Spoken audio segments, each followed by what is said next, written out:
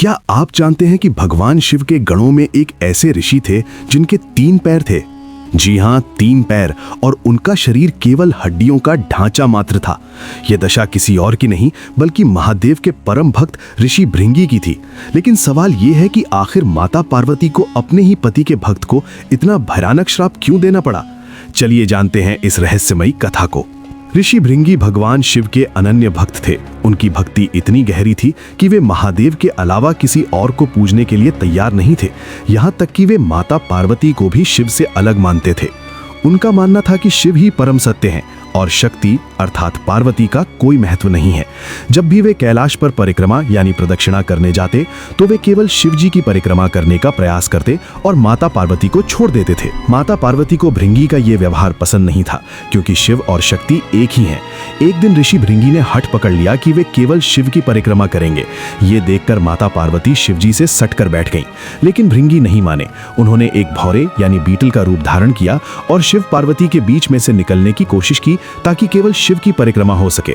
ऋषि के इस अज्ञान को दूर करने के लिए भगवान शिव ने तत्काल अर्धनारीश्वर रूप धारण कर लिया।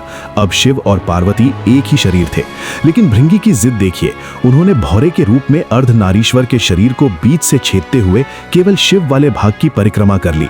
ये देखकर माता पार्वती अत्यंत क्रोधित हो उठी।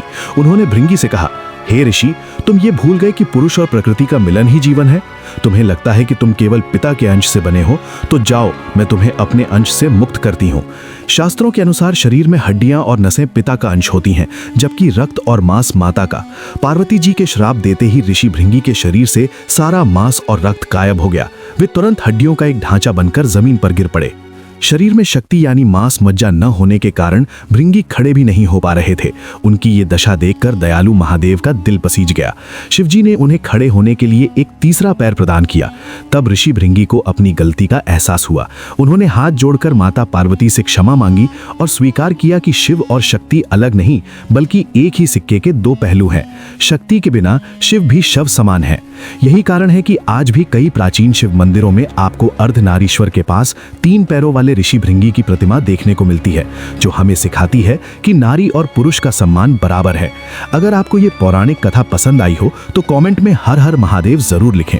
ऐसे ही और रहस्यों को जानने के लिए हमारे चैनल को सब्सक्राइब करें और बेल आइकन दबाना न भूलें। मिलते हैं अगले वीडियो में।